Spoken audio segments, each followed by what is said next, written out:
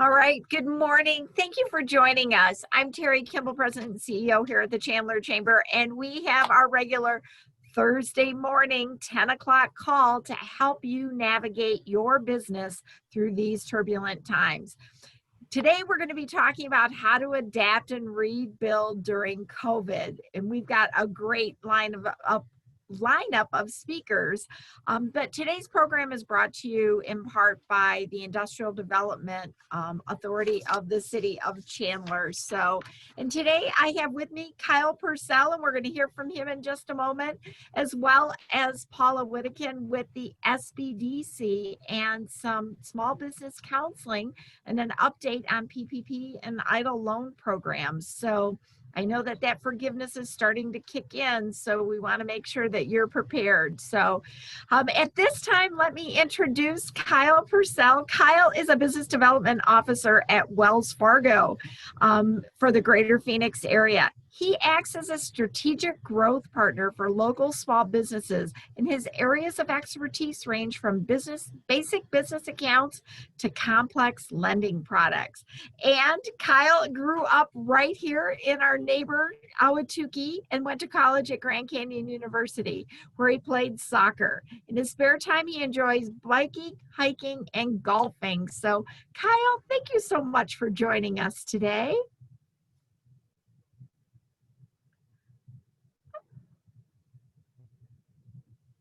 Can't hear you, Kyle.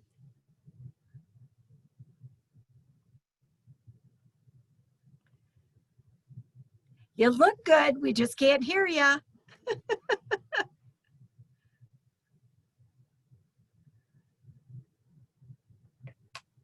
Can you guys hear me now? I can hear you now. Perfect. Okay, perfect. Those AirPods, I'm telling you, they're not as great as they're made up to be. They always screw up on these Zoom calls, but I really appreciate the introduction, and I'm just going to get my presentation up here, and we'll get right after it. Great. Well, thank you. And for those of you that are listening online today, make sure that you put your questions in the chat box. We will certainly go ahead and answer those after, but I am going to turn off my screen, let Kyle then walk us through all of his information today, and then we'll get started with those questions. So keep those questions coming in that chat box. Perfect. So can everyone see the presentation here on the screen? Yeah. Thank you. Excellent. Excellent. So thank you so much for the intro there, Terry. She really did my job for me. Really appreciate the opportunity to be here with you all today, and I'm really excited to give you this presentation on how to adapt and rebuild your small business during COVID. So, before we get started, kind of get a sense of where everything has shifted so far.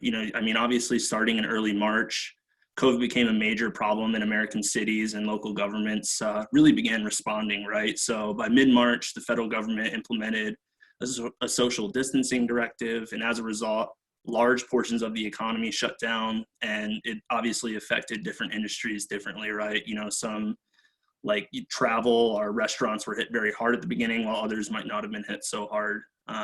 But by summer, so by June, about 79% of small businesses were at least partially open. However, the extent of operations and whether there may be new setbacks really vary by location. So a lot of people are having vastly different experiences right now, especially as business owners. Some regions have very little cases. Other regions like, Phoenix, for example, have massive spikes. So you're going to have, different results depending on where you are. Just making it easier to understand, more than half of small business owners think it will take 6 to 12 months for things to get back to business as usual.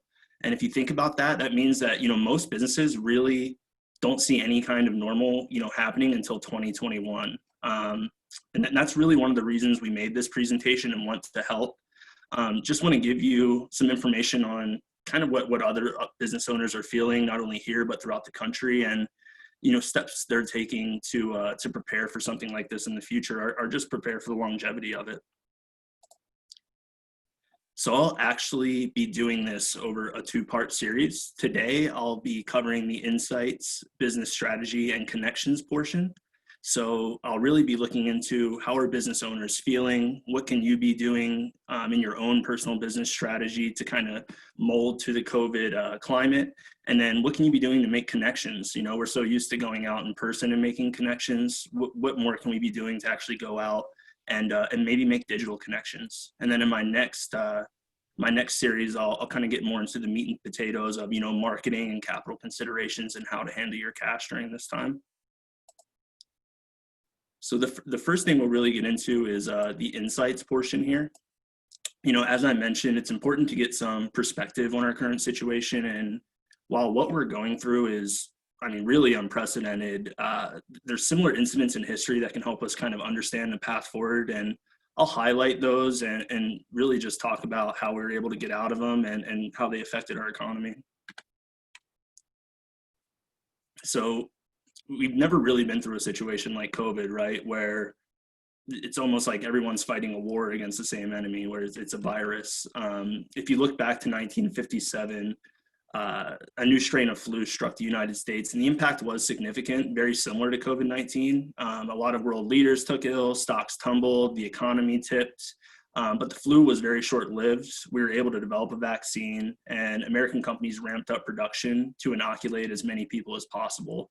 And in the end, the recession lasted just 3 quarters, and the stock market bounced back from a 20% decline in less than a year. So when you look at something like that in the past, it does hurt. But once you get that vaccine and really start to turn it, it can turn quick. And when you look at, when I just gave that last example, businesses are just as resilient as humanity as a whole, right? So when you look at the S&P 500 in the early 2000s, when the dot-com bubble kind of burst, it took roughly 7 years for the market to recover. Following the Great Recession, the S&P took roughly 6 years to make up the losses. So you can see that through these bear markets, it goes down and you see the recovery in the chart. Charts don't really tell the whole story. So when you look at the dot-com bubble in 2000, a number of internet companies with inflated valuations failed, right? So a lot of companies that they thought they were going to be the future just ended up failing, and this caused the stock market to plummet. While the crash eliminated a significant amount of household wealth, it didn't cripple the economy because a lot of people were still relying on retail stores at that time. You know, the internet shopping fad wasn't here. So the economy was still able to stay pretty strong. Now, when we talk about, you know, 2008, there was a lot of companies that succeeded as well. Discount retailers performed well. Healthcare companies, grocery stores, and other businesses also performed well. So, I mean, the big takeaway here is that even in bear markets, when, you know, things can seem quite negative, there are silver linings in path to success. It's really about how can I find those silver linings and apply my business to them. So as I said, you know, how do I find those silver linings? One of the things we always like to say is check trusted information sources at least once a day. I mean, we all have different news outlets that we watch. We always try to say, hey, you look at something local and maybe something national. And just stay up on top of the news. I mean, that's how you're going to get ahead of the curve on these types of things. And also, I mean, there's a lot of negativity in the news. We try to always say seek out positive information as well. So, I mean, if you're looking at, you know, CNN, for example, and see a ton of negativity, try to surf the web, find something positive, maybe in your community, kind of turn your mood around, and create a system to share insights with employees and clients, right? So a lot of people now are creating, you know, online message boards or email threads with employees that might be working from home, just trying to share some form of positivity and really familiarity like we used to have when we were in the office every day. So as we kind of transfer from the insights portion to business strategy, we'll look at, you know, what you can do to kind of shift your business strategy for this time, right? So we're often told that someone's character is built during tough times, not, you know, when things are going easy. The sentiment is really true about businesses, particularly in 2020, right, with COVID-19 going on. Some people look at, you know, why they made their business in the first place and, you know, kind of reevaluate their goals for the time being. And it really boils down to serving your customers, right? So it's really important to look at how you can assess what's changed with your customers. And we'll walk through how you can evaluate your value proposition to make sure you're still delivering a unique and lasting benefit. So one of the most important things I always tell business owners is, if you don't already have a formal mission statement at this time, write one down. And it really just needs to be a short explanation of why your business exists. And that might change right now. Like your mission statement a year ago might look vastly different than what it looks like right now. And I know as you know, a business owner, you intuitively know why your business exists, but it's important to put it down on paper. And it doesn't have to be intimidating, right? And it can be very broad. Like let's say a physical therapist, for example, might write a mission statement that goes beyond just, you know, offering PT services to something more fundamental, like, you know, we want to improve the health and well-being of our clients. Because, you know, when times like this shift from being able to do everything in an office, or in, you know, in this case, a PT office, a medical type office, if she was saying, you know, or she or he was saying offering PT services, it makes you feel like you're going into an office, right? Where if you say, we want to improve the health and well-being of our clients, you can do that from anywhere. So it kind of helps that shift that you might have to make during COVID.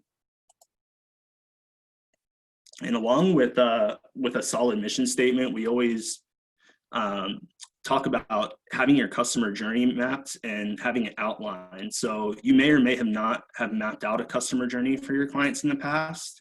If you haven't, the customer journey is really just a complete sum of experiences that customers go through when interacting with your company and brand, right? So what do they feel? What kind of emotions do they feel? What senses go off when they're interacting with it, you know, your product or service, you know, business?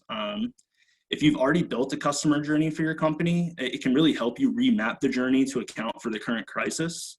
And often the journey gets surrounded with a lot of jargon. Like a lot of marketing firms try to almost overcomplicate the customer journey process, when really it doesn't have to be complicated at all. It's just the process through which someone really discovers your business, recognizes it, and then decides to become a new customer. So if you understood your customer journey before your business in January, like I said, it may be vastly different today because customers' needs and mindsets are different. While people have felt the impact of COVID-19 in unique ways, it's safe to say that everyone's life has been, you know, altered in some form or another. So when you look at some different research that we've found, a Harris poll at the end of May looked at how Americans expected to act through the end of 2020 and even beyond that into 2021. At the time, 54% of Americans said they wouldn't travel for leisure in 2020, which could affect any business catering to the travel and hospitality industries, as well as restaurants and entertainment. 83% of Americans said they're more likely to exercise at home than go to a gym. I know I'm one of those people. I used to go to the gym all the time, and now I'm pretty much doing everything from home. 25% said they would go to a movie theater still.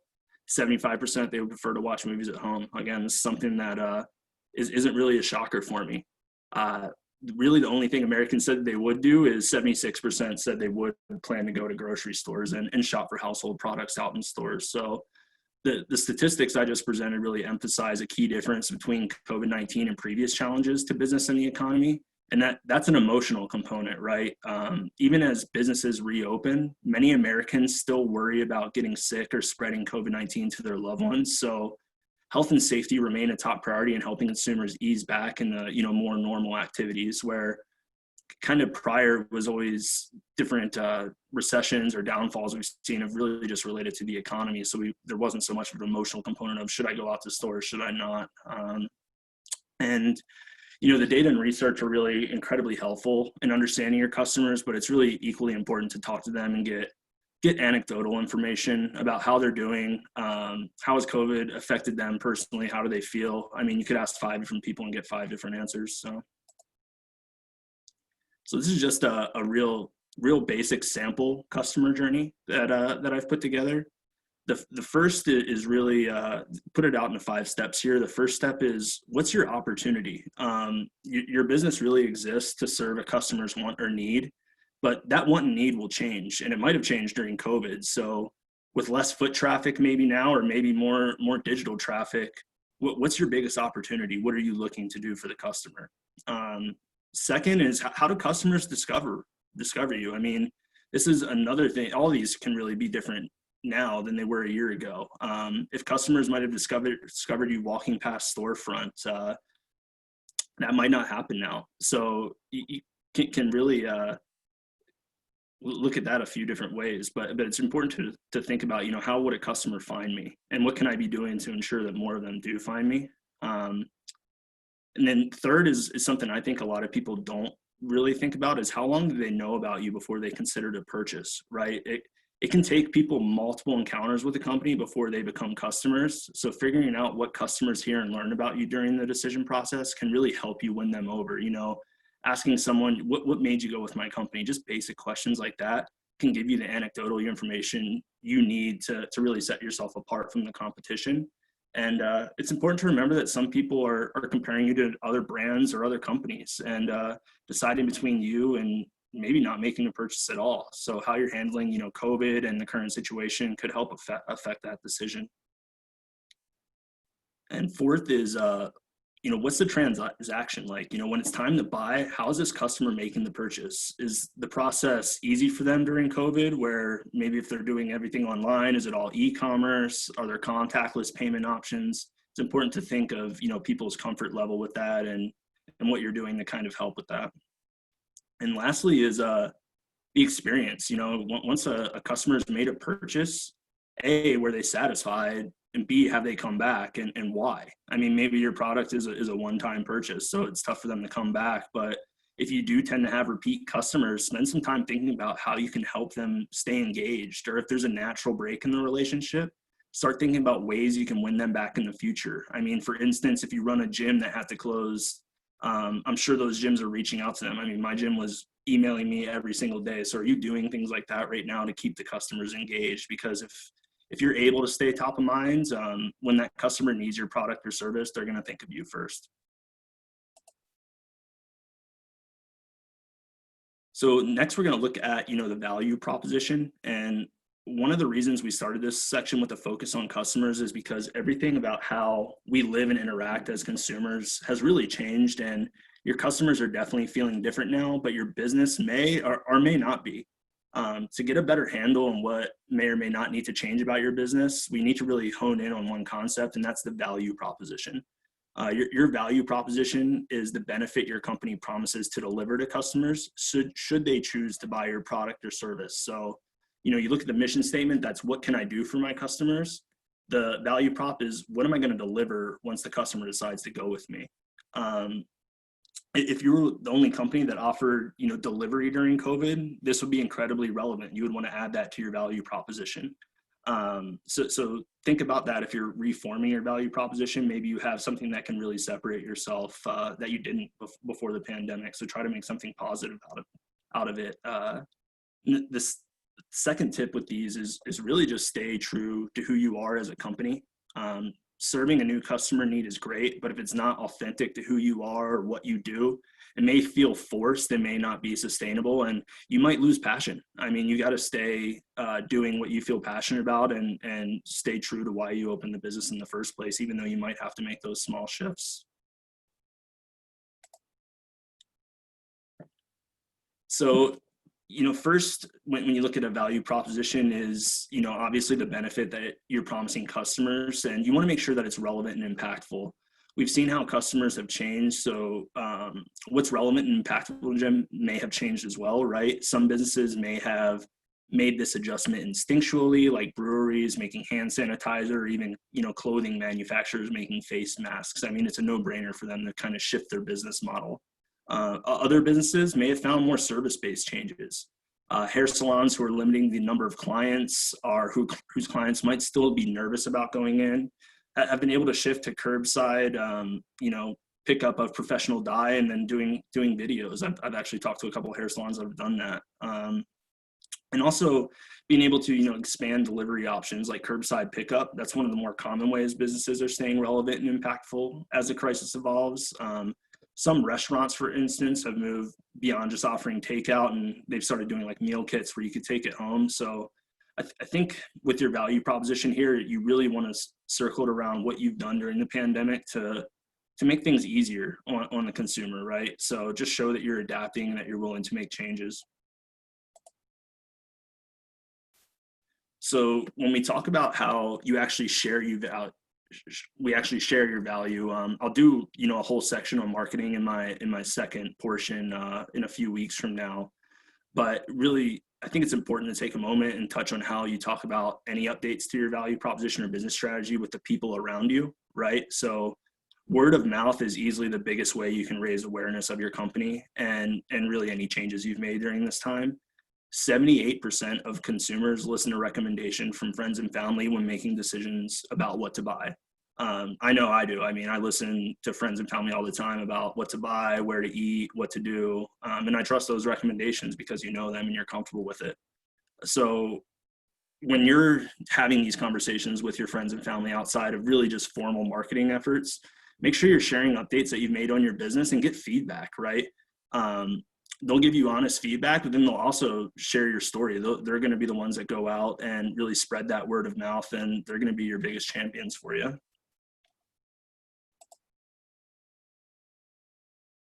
So it's really also, along with a strong value proposition, it's important to pass a shareable message onto your employees.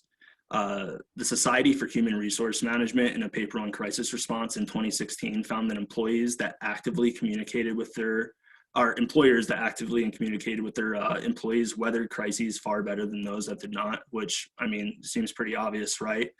And this is honestly partly because of social media. Employees are likely sharing information about what you do, even if it's indirect posts about their work life. If they say, hey, I love my job, or my job just gave me half a day on Friday, people notice that and they say, wow, that must be a good company that they're working for. So to that end, I mean, about 78% of businesses have opened COVID-specific communication channels with their employees. So these could be dedicated email threads, maybe a dedicated 15-minute call bi-weekly with each employee saying, how are you doing during the pandemic? How's it affecting you personally? How's it affecting your work life? What more could we be doing? I think you'll find that a lot of the times the employees aren't going to ask for any vast changes, or they're not going to say they're unhappy, but they're going to more importantly feel, warm and fuzzy inside that you as a business owner are taking that time, setting it aside and saying, I want to make sure you feel okay during this. I want to make sure you and your family are okay during this. So something that I honestly didn't think about prior to the presentation, but it's so important for a business owner to keep the employees engaged. So we'll just really review the business strategy section here before we move on to the final section of connections. And I know it was a lot of information we just covered, but really just to make it simple, start by writing your mission statement, why you exist as a company. Based on the research, think about how your customers have changed and how you're going to shift that. And with that in mind, write your value proposition. What new value can you bring given COVID, if any? Maybe it's the same. Maybe you haven't changed that much and your value prop doesn't change that much, but it's important to at least reevaluate it at this time. And lastly, share those updates with your business strategy with your friends, family. Get any feedback from them back on it. And then, like I said, they're your biggest champions. They're going to go and tell other people about what you're doing to kind of shape your business during this time. So we'll move on to our last section for the day here, which is our connections section. So a wide network of customers, partners, competitors, mentors, industry peers, and more can help you adjust and rebuild during this time, right? So you don't have to do this alone at all. One of the reasons COVID is so unique is that entire industries are affected. It's not just one or two, but multiple industries. So a lot of people are struggling during this time and kind of reshaping their business. Because of this, a lot of people have kind of shifted from competitors to partners to help get through the initial phases of COVID-19. And I know as a bank, we do the same thing. I mean, there's certain things that we can't do right now where we'll pass it to, what used to be competitors like B of A or Chase, because we know in the end they can still do it and they'll service the customer and vice versa. So I think the biggest thing to look at is, mentorship and advice. So not all business owners have a mentor, right? But mentors can be incredibly effective in guiding business owners, particularly during trying times like this. 92% of business owners who have a mentor say the relationship has directly impacted their success.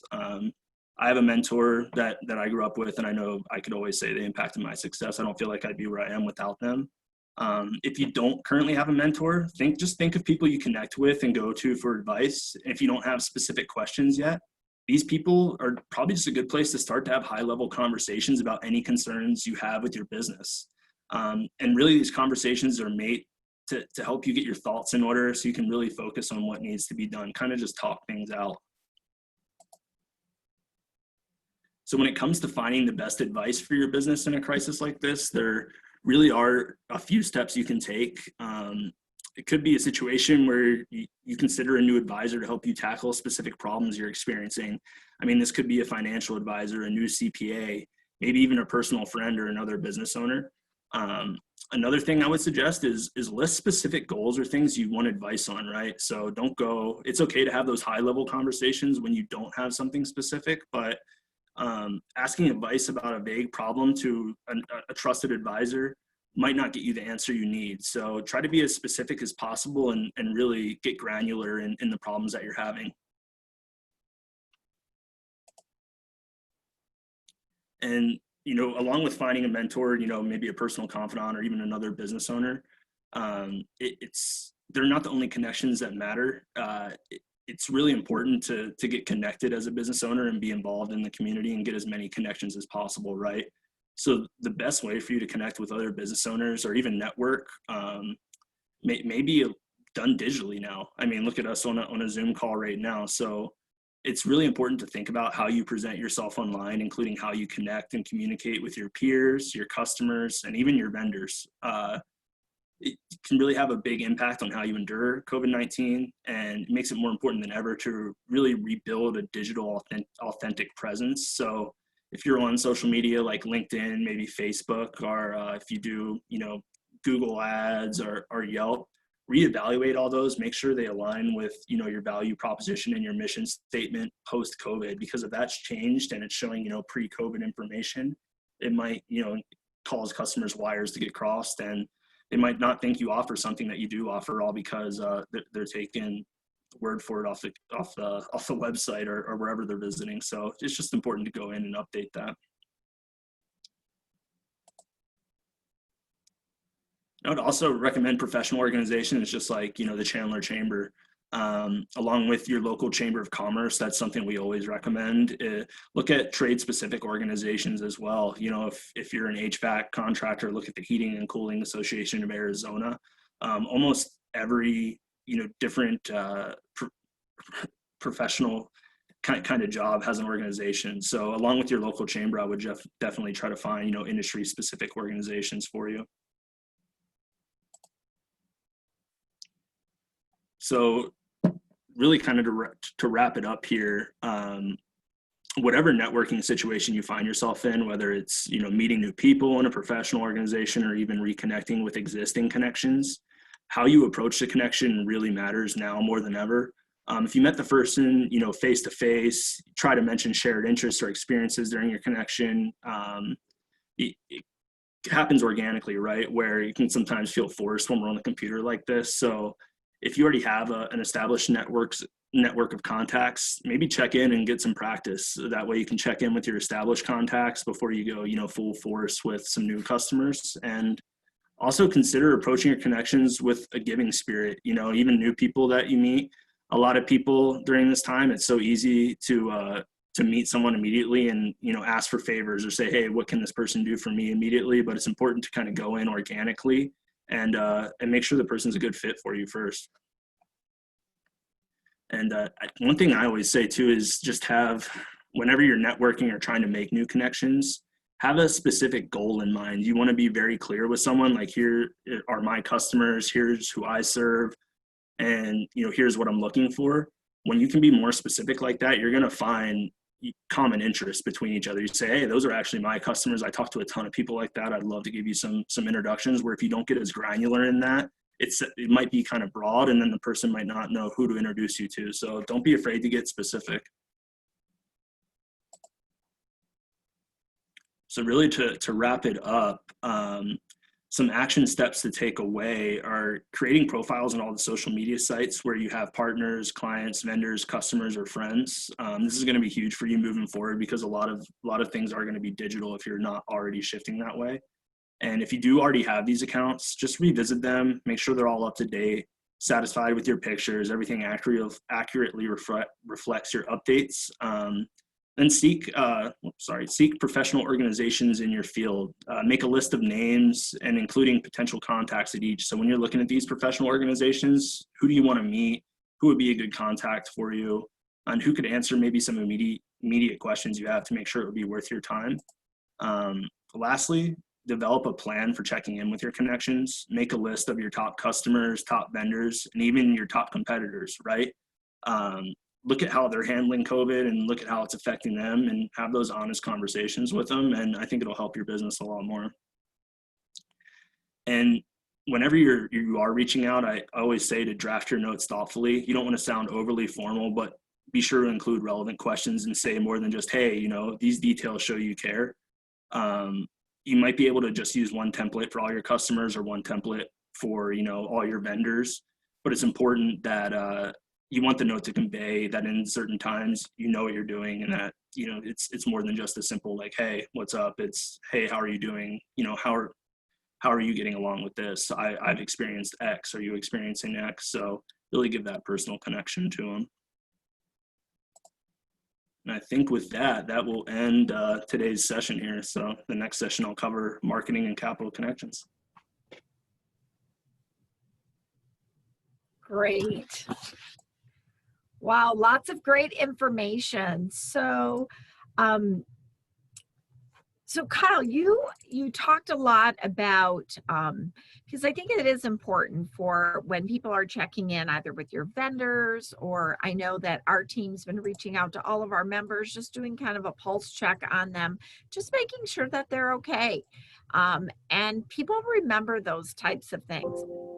As we continue to move forward with this, and I know Paula's going to be on just right after you because she's got some great information. We partner with our SBDC partners all the time in helping to navigate to help with those business plans or adjusting your financial plan so that they can get you ready before they have to go to a banker.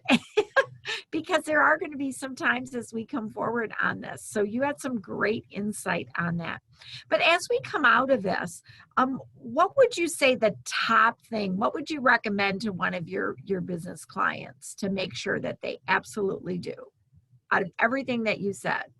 Out of everything I've covered today, I think the most important thing for me is to really redefine your customer journey. Right? Because that's going to encapsulate your mission statement and your value proposition. Is the customer journey involves, how are you bringing value to your customers and how has that changed during COVID? And if it hasn't, why? Maybe it didn't have to change, but is there more you could be doing to accommodate your customers during this time? So I think just reevaluating your customer journey encapsulate the whole cash flow cycle of how your business operates. So I think it's really good to evaluate that. That's a great point. That really stuck out. Questions from the audience, and those people, don't be shy. So one of the things you also mentioned, and I know that you're going to cover it probably in the next section, and then we're always marketing, because marketing, the way every single one of us do marketing, whether it's with our sales, our knocking on doors, or that whole supply chain has changed drastically. And so you talked about making sure that your pictures are up to date. The other thing is one of our recommendations from one of our marketing people said that making sure, like, if you have adjusted hours of time, or if you're just taking walk-in, that was a really good one. And you hit some points on there that I hadn't heard before. So yeah, that's great. Good. Well, Kyle, thank you so much. I can't wait to hear your next one. And if you want to stay on, we have Paula. Paula is with the SBDC. And as we continue to move forward, boy, Paula, he really teed you up on a lot of the services that the SBDC offers here. He sure did. It's perfect. Thank you, Kyle. We must have been mind melding. Okay, let me bring my deck up here. All right. You see the PowerPoint deck? Okay. So as Terry said, my name is Paula Whittekind. I'm a business analyst with the Maricopa Small Business Development Center, and I have been a counselor there now for 4 years. And prior to that, I was a business owner myself for 15 years. And so, like many of my colleagues, many of us have been business owners, and we work with our clients as they're trying to navigate these challenging times. So what I want to do in my very brief presentation is just to overview the services of SBDC and talk to you a little bit about how we're working with clients right now to see if maybe some of this resonates with some of your needs. And then I'm going to do a quick little overview, some reminders about the EIDL loans and the PPP loans. So just very quickly, the Maricopa SBDC, we are part of America's SBDC Arizona network. So it's a national network and an Arizona network as well. And as you see on the screen, these are just some of the areas that we work with our small business clients on. And remember that this is counseling and there's no fee for our counseling.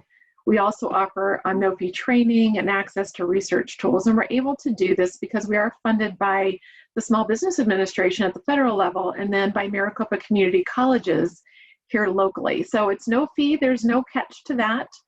We like to meet with small businesses, whether you have a business, an idea and don't quite know where to go next, or maybe you're scaling up, or maybe you're that established small business, we serve that broad range. And so here again on the screen, just some of the areas. Right now, we're really starting to work with our clients on resiliency and some assessments there, getting ready for that conversation with the lender. So some lender readiness preparation, access to funding, still navigating those disaster loan programs and grant programs that are coming up. And just in general, think about any kind of business development area. We have expertise, strategy, sales, marketing, operations. We have an expert counselor in manufacturing, export international trade, and government contracting. The PTAC group knows all things government contracting. So a wide range of services, no matter where you are as a small business. And I just wanted to cover with you just a couple of the questions that we're kind of focusing on. So I want you to think about, how are you going to ensure the viability of your business in the future? I think any business, right, going through the COVID-19, some vulnerabilities have started to emerge, right? And so the question going forward is, how are you going to remain viable? What do you need to do? What adjustments need to be made? And then kind of asking yourself, well, do I have that toolkit in place to monitor the financial health of my business? Very important, sales, marketing, all of those things important, yes. But the other piece of it is, do you really know what the financial health of your business is today, right? Where might be some performance issues? What should you correct? And how are you going to get that done? Build that financial foundation for sustaining right now and growing. And then, of course, as Kyle talked about, kind of pivoting your business, really kind of looking at, are you reaching out to new customers, new products or services, or even just how are you maintaining those existing customer relationships? So really think about some of those questions. I think it's an important time right now in COVID to really kind of step back and maybe take a bit of a reset. So just to build on that, some of the ways in which we're helping our clients through, to answer some of those questions is, we've developed a financial stress test, kind of taking in some of your P&Ls, your balance sheets, inputting some data, kicking out a result of this report of the stress test, and seeing, what is the state of the business as a starting point to starting to make some decisions about what needs to be worked on. How strong are you? And then another area is just looking at that financial toolkit, right? We all know about the P&Ls and the balance sheets, But do you have, how are you managing your cash flow? Are you using a cash flow management tool to keep your thumb on the pulse of that? Oftentimes our small businesses, they go to the CPAs, the accountants for tax time, and that's the only time they really check in on the finances. But really what needs to happen is having that toolkit of those 3 main tools and just learning how to review them. Not necessarily, you don't have to be the accounting or the CPA expert, but reviewing them for the critical items, right? To see what's happening in my business, getting that data about the business so that you can use that to make better business decisions. It's that data that can help guide those decisions as you're moving forward and figuring out kind of that pathway through COVID and beyond. And then of course, sales and marketing plans, we help our clients with that. Now we also have market research resources. So we have access to IBIS Industry World Reports. These are some like 32-page detailed reports about the industry. And we provide those to our clients at least once a year, but as an as needed basis. And then the SBDC also has an organization called sbdcnet.org. And this is our market research, kind of an arm for the SBDC. And we can submit custom kind of research reports for our clients to sbdc.net, which can then help you as you're going through your planning, business planning phases. So not only for COVID, but we are entering 4th quarter. And, if you're not starting to look ahead to 2021, it's absolutely time to do that. So these tools are all no fee to our clients. They're very expensive if you went out to try to get them on your own, but these are no fee to clients. And then finally, financial benchmarking data resources. We can run some profit sense reports, and this is financial benchmarking data. So we can run for your industry, your type of business, all those financial ratios, data that shows you can compare your income statement and balance sheet to others in your industry. Some great tools so that you can kind of look and see how are you stacking up against your competitors, right? So if things look like you're off from the industry, that automatically brings up the question about, okay, what do I need to do in the business to improve the business? So these are some tools that can help you become what I like to call kind of that financial leader of your small business, right? We all started our businesses because we love that area, right? That industry. We didn't always necessarily start it because we love the numbers. So this is an area where just that financial stress test, making sure you can have a basic financial toolkit in place that you can use and understand, and just some access to some resources so you can see how your business is doing now for planning purposes later. And I think it's important to also stress that many of our clients have those CPAs and accountants.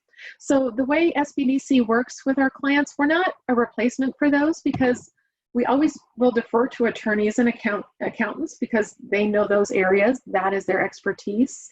But what we do kind of helps some foundational, conversations. And then just is complementary to what you take from SBDC counseling, you can then take to your accountant and continue the conversation at a deeper level. And so just kind of keep that in mind that we don't replace an accountant or a CPA, but we just enhance what as a small business owner, and then can enhance that relationship with those financial experts. So that's my bit on our services. And I'll tell you how to just request counseling. It's very easy at the very end. But let's just kind of switch gears for a minute and check in on the EIDL loan. And for those of you who have EIDL loans, I'm going to talk a little bit, some reminders about use of funds, because we're starting to get a lot of questions from our clients who received EIDL loans. If you have not yet applied for an EIDL loan, this program is going to be open through December 31st. And this is that loan that's a term of up to 30 years, 3.75% interest for working capital needs. But just a quick reminder, I know a lot of text on the screen, but remember that these funds are intended, to help you in the business, any impact that COVID had on your business. So there are specific eligible uses of funds and ineligible uses of funds. So keep in mind it's payroll, continuation of health care, rent, utilities, fixed debt payments. And of course, a record keeping, make sure you're keeping all of your receipts and contracts as you're using those funds. And this information is in your loan documentation. So I would encourage you, if you didn't really read that in detail, make sure you're doing that. Go back to your loan docs, read them in detail to make sure you comply. But some other tips there on additional requirements, but even more important, ineligible uses, make sure you're not using monies for payment of dividends or bonuses, disbursements to owners, repayment of stockholder principal loans. You cannot use the monies to expand facilities or for acquisition of fixed assets. You cannot use it to refinance your long-term debt or paying down, other payoff loans, those SBA and maybe other SBA loans that you have, and so on.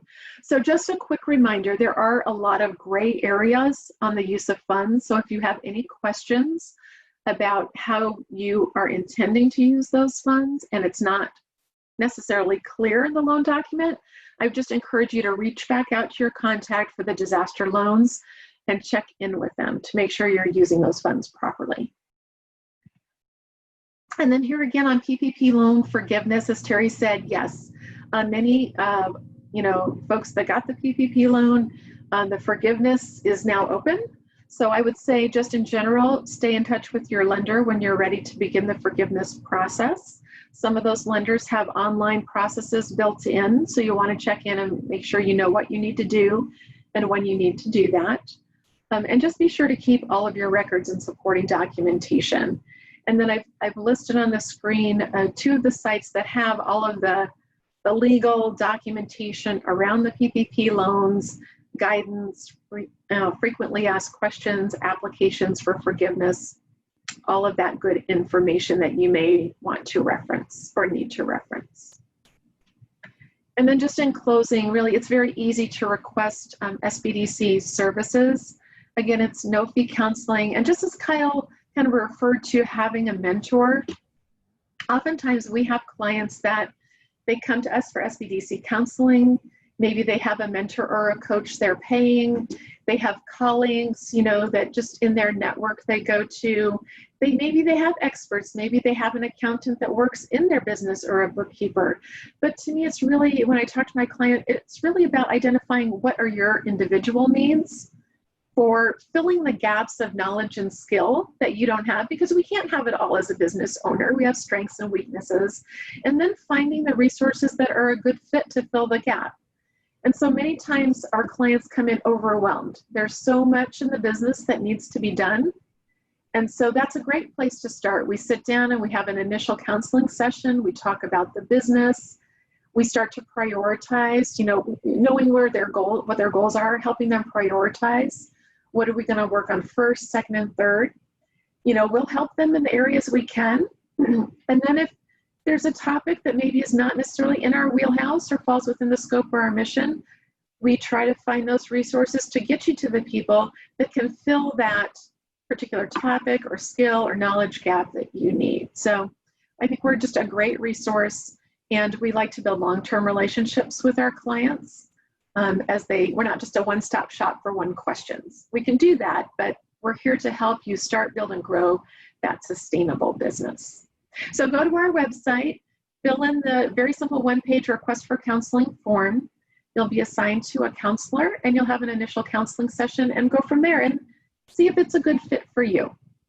And so that's kind of my presentation, Terry, kind of short and sweet. Thanks, Paula. Wow, you two really piggybacked well together, because I just think it helps to reiterate it. Couple of updates. If you have not applied for funding through Maricopa County and you are a business in Maricopa County that has been in business since January of 2019, you need to apply for the Maricopa County Small Business Relief Program. The County Board of Supervisors yesterday approved another $40 million to small businesses. I know I got our weekly Chandler report, and out of the $14 million that they had allocated in the first 2 rounds, 2.6 million went to Chandler-based businesses. So that was incredible. There is still time, so please apply for that. That link is on our business resource page at chandlerchamber.com under the business resource page on how to apply for that. That's the Maricopa County. In addition, the city of Chandler has also allocated additional funds for their I Choose Chandler program to help businesses out. This is up to $1,300 per employee for a maximum of $10,000. And so this I Choose Chandler program, this is grant monies that do not have to be repaid back. So the turnaround time, both with the Maricopa County as well as the I Choose Chandler, the turnaround time's about 15 days. So apply for that. It's really, we've had some real great success stories from Chandler businesses. And then the Maricopa County one, they are also distributing that. We're seeing just a slightly longer time frame. But again, get that information in. They're both being administered through the Arizona Community Foundation. So there is some paperwork that is involved, but these are grants. You do not have to pay back. So please, if you're in need of money, please see that. Next week, we are excited to bring you, we have more marketing tips on how to get your business and how that Google business and to drive that. We've got Mark Stewart and Jillian with Concept to Completion that's going to give you some more tips on that. So Kyle, I just want to thank you. I can't wait to hear your next session. And Paula, I think you'll be back again with us next week and joining us to update on what's happening. So thank you both again for joining us. And we appreciate those of you that are listening. Oh, here's a question. Are there any other resources for businesses that opened this year? That is, I am not aware of any that have opened for businesses this year. I do know that we've had conversations with both the city and at the county level. If that is something with the CARES Act for relief. At this time, they have not changed the requirements of either of their programs, but it's not, they're open to listening. So at this time, there's not, but we will keep you informed as we hear any updates on that. Paula, have you heard of any other? I've not, no. Okay, all right. Well, again, thank you. And I really appreciate, visit the chandlerchamber.com business resource page for those links right to the Maricopa County and the I Choose Chandler program. And we will see you same time next week right here for more business tips. Have a great day, guys. Thank you, Terry. Okay. Bye now. Thanks, Terry.